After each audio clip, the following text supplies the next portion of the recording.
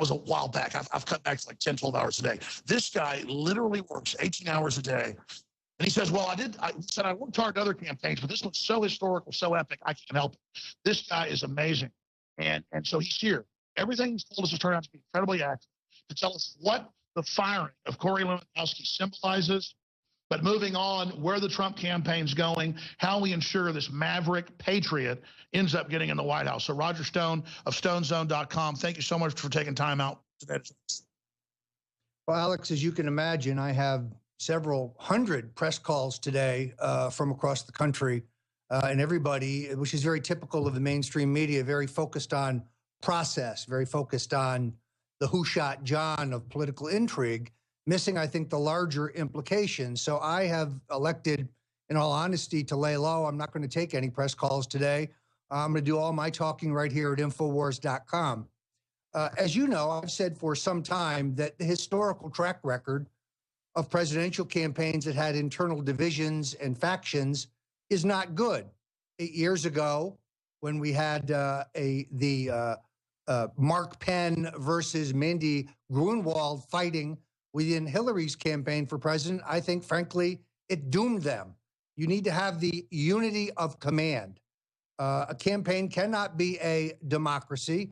It has to be a dictatorship, and all power must flow from the candidate.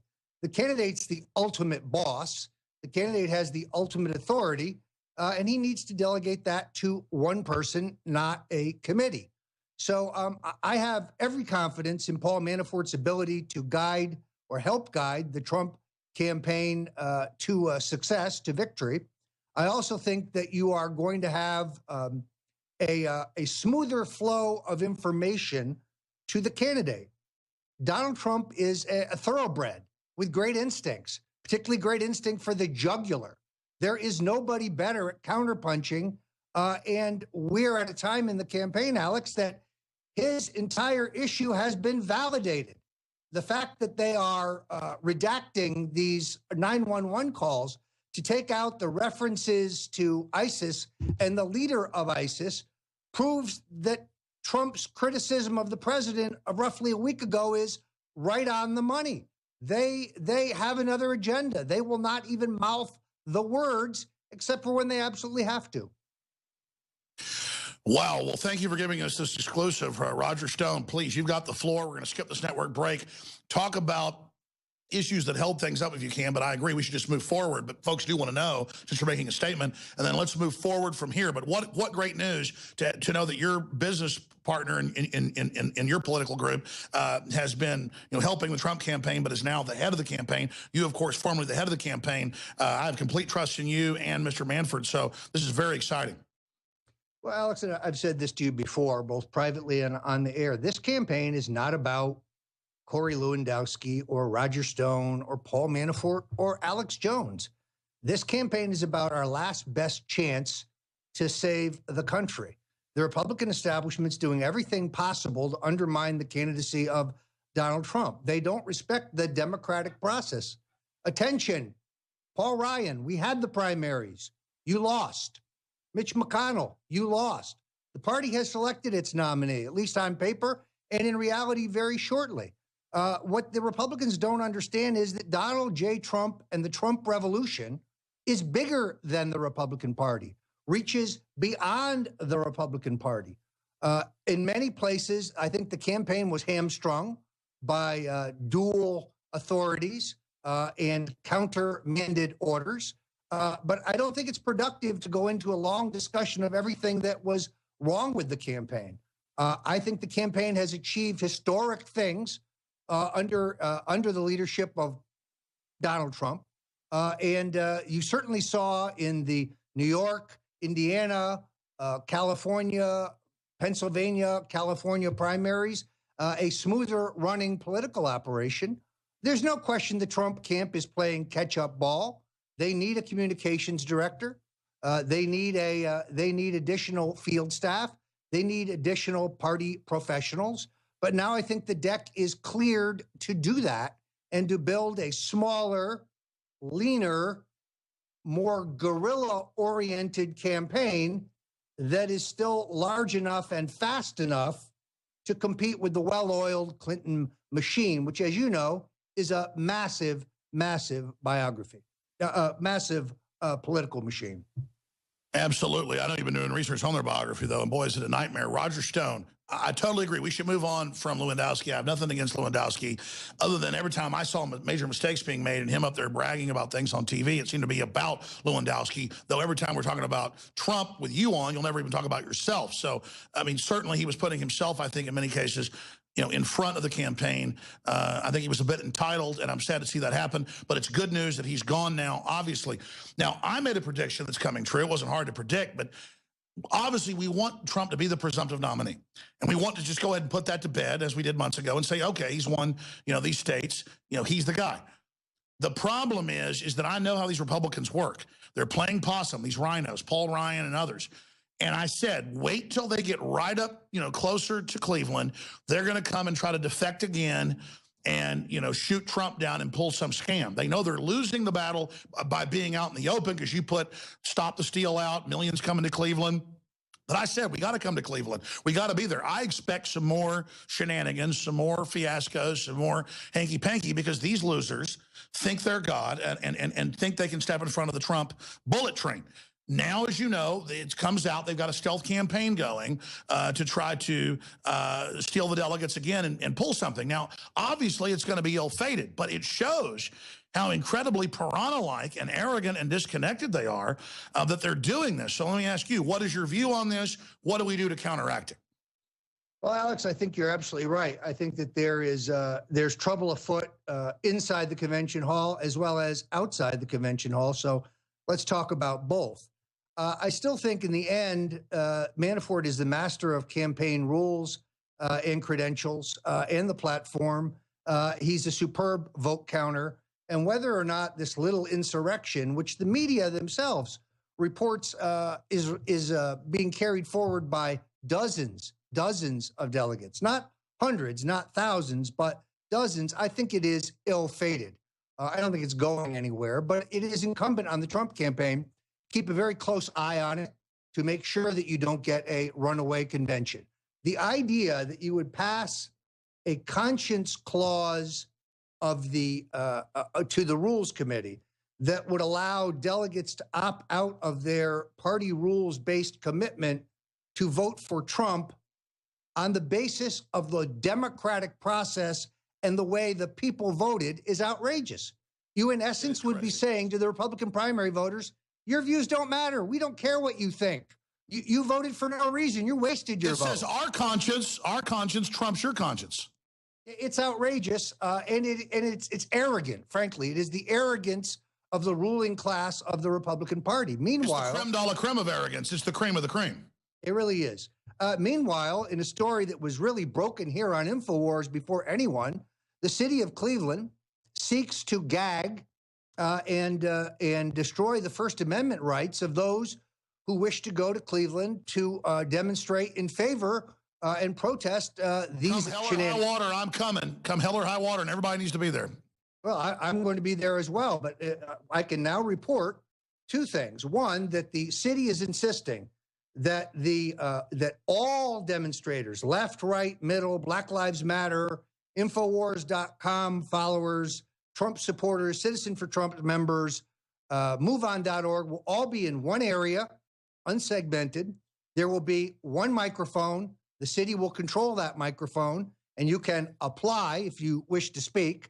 They have already given permission to speak to a number of extraneous groups that don't matter. Yeah, they're going to fill it with like underbenchers that don't even matter, their own people. That is, oh my God.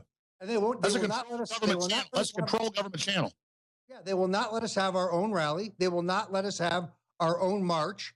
They actually gave the rally site that we had applied for to the Westboro Baptist Church. They don't seem to have much trouble. Around and scream anti-gay stuff and then claim they support Trump. Yeah, exactly. Now, look, let's be very clear. The city of Cleveland is a Democratic machine stronghold. Cuyahoga County is a Democratic machine stronghold. This is a recipe for violence. This is a plan to achieve violence. The whole point of our people applying for a permit would be so that we were engaged in a lawful activity and that the From local them. police would defend us, would protect us. Now, in this configuration, nobody is protected. It's a sure recipe for a combustion, for violence. Roger, I think I personally come to speak. You invited me a while back. It's all set up. I mean, I assume or something, because clearly this is a recipe for chaos, a recipe for disaster, putting us all in one giant pen together. What psycho would put the Black Lives Matter cop killing machine with the communists in with all the libertarians and patriots and the bikers for Trump? I mean, I'm sorry. They're going to start a fight. They're going to get their butts kicked, and they're going to claim we started the violence when we've been for peace the whole time. The whole time you said peace, peace, peace. We must be peaceful. They blame you, claiming you're coming to harass delegates. These people are engaged in criminal conspiracy, and I'm shocked that the city of Cleveland is this outrageous. This is insane. Yeah, what's even more interesting is that the ACLU has now agreed to represent us, a group of organizations that are challenging these gag resolutions. I'm actually advocating a demonstration in Cleveland in the coming days, in which everyone who is a Trump supporter wears an actual gag to make the point to the public that this is a setup. This is a precipitation for violence. I just had a great idea. Let's just fly in for 2 days in like a week or two and just have an impromptu demonstration at some city park we announce. We all wear gags.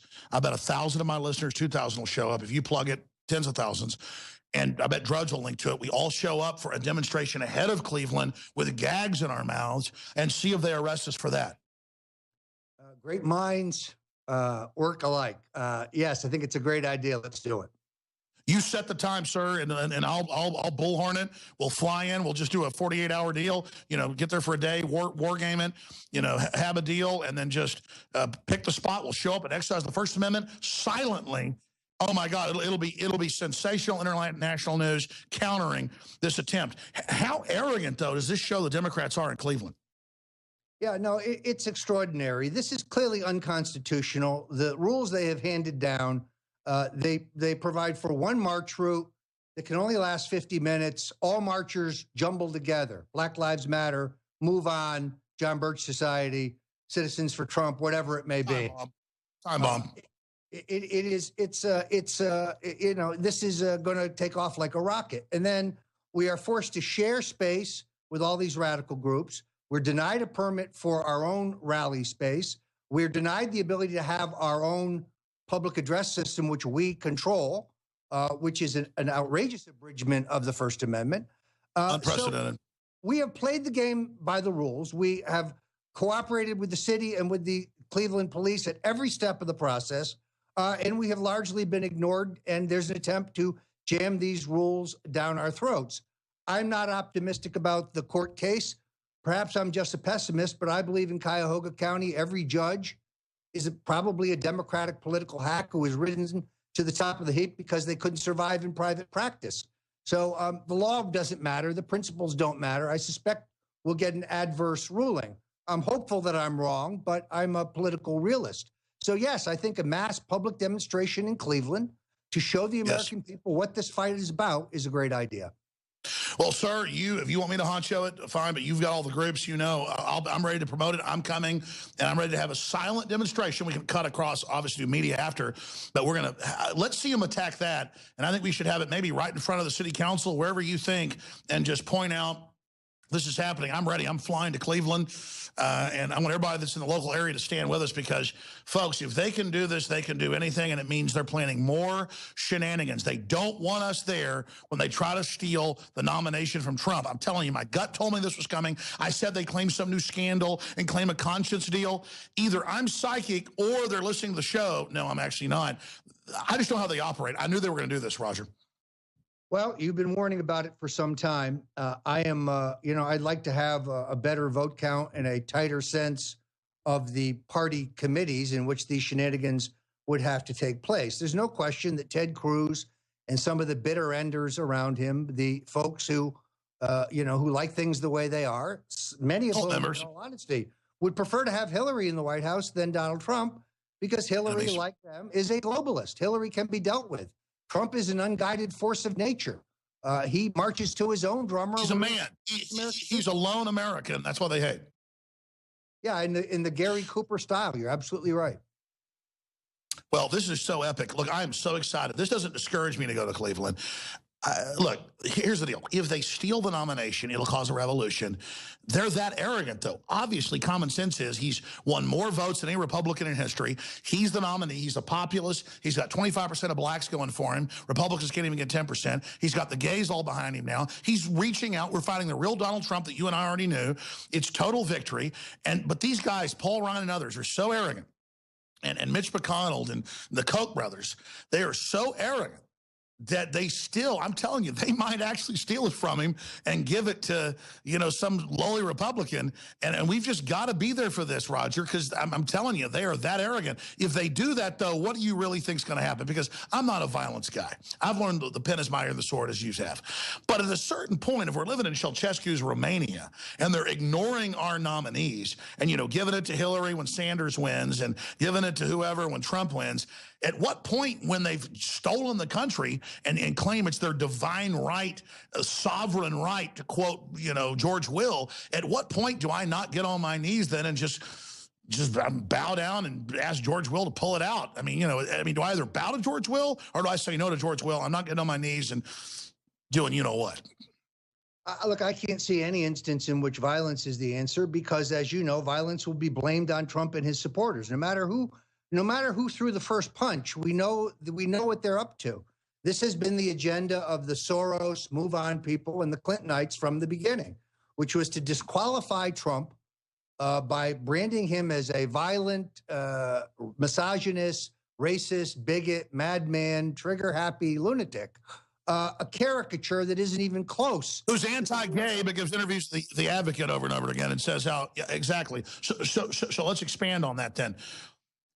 Obviously, I wasn't calling for violence. It was hypothetical. We need to engage in political stunts. Like you just said, we've got to go to Cleveland. We've got to point out they're violating the First Amendment now. So you agree that's a green light plan? Yes, I want to talk to the folks in Cleveland, but the Trump movement is very strong in that part of Ohio and nearby parts of Pennsylvania. I'm convinced we can build a large crowd to make the point that the First Amendment is being canceled by the city of Cleveland, and that is outrageous. And more importantly, we all wear gag balls in our mouth, though. Yeah, absolutely. I think the visual of that is extraordinary. That is amazing. Okay, I want to do 5 more minutes. I know you have to go, and I really appreciate doing this exclusive interview. Roger Stone, StoneZone.com. But let me briefly just ask you. We're going to go to break in about a minute. I want you to give a message to the mainstream media, since you're not doing interviews today, giving us this exclusive. What is your message to them about what this means, where this is going? Because listen, you could defeat Trump. You could cheat him. You could steal an election. But that will only make things blow up bigger. Isn't it a Pyrrhic victory? For those that don't know what that is, a victory you win, but then you end up losing because you won it. Isn't cheating Trump and populism Pyrrhic? I think it would be an enormous political mistake because it just underlines that he is not the establishment candidate, that he is the only real reformer. I still don't stay there. Not in support of Ryan. Just stay there. All right, stay there. Roger Stone has the floor. Back in 70 seconds. I'm on the show. We are back. Roger Stone. We've got 4.5 minutes left. You have the floor. Your message to the dinosaur media about what Corey Lewandowski's exit means and where the ship of Trump is going in the future. Well, I guess my major point here would be that exactly at the time that the public attention is focusing solely on the issue of Islamic extremism. And at a time that Donald Trump's proposal for a temporary ban on Muslim immigration is becoming more and more and more popular with the American people, the media is focusing on the minutia of Corey Lewandowski and in internal campaign politics. Now, the average voter doesn't know who Lewandowski is, doesn't know who Roger Stone is, and doesn't care. Trump's agenda is now front and center. This is a golden opportunity, I think, for him to double down. It was interesting to watch that patriot Jeff Sessions under attack from CNN saying, well, what countries would you ban immigration from? Well, during the Iranian hostage crisis, as you know, Alex, President Jimmy Carter banned all immigration from Iran, as he should have, as he was wise to do. It could be done. Sure, she was acting like it's unprecedented. I mean, Saudi Arabia doesn't take anybody from a refugee area, period. I mean, the Muslim countries don't take them. So there's this mind game that she's all shocked. Oh my gosh, I'm the wife of the head of the Federal Reserve. How dare you say we don't just open our doors to anybody? How about she opens her house up to me? How about I move into her bedroom? Well, you'd certainly raise your refrigerator. Look, the problem here is a pretty simple one, and that is watching these Republicans this weekend on CNN saying, well, this is unconstitutional, it may be illegal. On the other hand, I've read the statute. The president absolutely has the authority to ban any group for any reason, for any length of time. To defend the public. That's what the country's for. Period. There's no constitutional issues here. Now, it may have to be done on a country-by-country basis, but if you banned immigrants from Syria, from Saudi, from half a dozen other countries, I think you could address... He just 14 countries he's done. Right, exactly. What else is going on your radar, Roger Stone? And for those who think that this is going to recede as an issue, they don't understand Trump. This is a winner that the two-party duopoly and the political establishment despises, but the American people see the carnage in Orlando. We know that this gunman went around and scoped out several other gay clubs. Look, Donald Trump is the only candidate for president who will protect gay people, just like he'll protect all Americans. Special rights for no one, but equal rights for everyone. And what do you make of the left flipping out over his record? Has always been pro-inclusive, pro-free market, executives, you name it. As his real records discovered, they've hit the panic mode as all the many major gay groups are now going, whoa, we were conned. Well, and frankly, after the fact that gay marriage is now settled law, regardless of anyone's personal opinion of that, I think most gay voters are beginning to focus on security and economic opportunity. Unbelievably, the Democratic Party, which has had gays and lesbians as an important part of their constituency, a part of their coalition, certainly an important part of their donor base, has chosen Islamic extremism over the LGBT community. And I think that is outrageous, absolutely outrageous. Only Donald Trump will protect gay Americans as he protects all Americans. Roger, we got 40 seconds left, but I'm going to be honest with you. Barring assassination, my gut tells me, I knew this a year ago, but I know it now, Trump's going to be the next president of the U.S. We just got to decide how we help get him in there. This is an amazing time to be alive. I agree with you. I think anything is now possible. All right, Roger, thanks for the update. Look forward to speaking to you soon. Thanks for the exclusive, StoneZone.com. Roger Stone, thank you for working so hard for America and my family. See you in Cleveland and get your gag ready.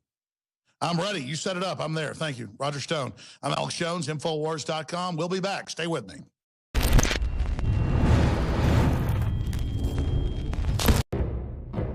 Thousands of years ago, there was a basic form of chivalry. Our ancestors would hear the drums of war, giving the warriors of the tribe a chance to organize and prepare a defense. 60 years ago, when foreign air forces were approaching filled with bombs, they had drums of their own, air raid sirens. But in the 21st century, there are silent weapons for quiet war. Pathogens added to the food and water, and to the lining of plastics that destroy our vitality, turn off our hormones, and accelerate our journey towards death. I personally counter this onslaught with Anthroplex. Anthroplex is designed with known organic concentrated herbs to create the basic foundation to normal metabolic activity inside the human body. Discover why Anthroplex is turning so many heads today. It's time for us to take our bodies back into our own hands, and it starts at InfoWarsLife.com with Anthroplex.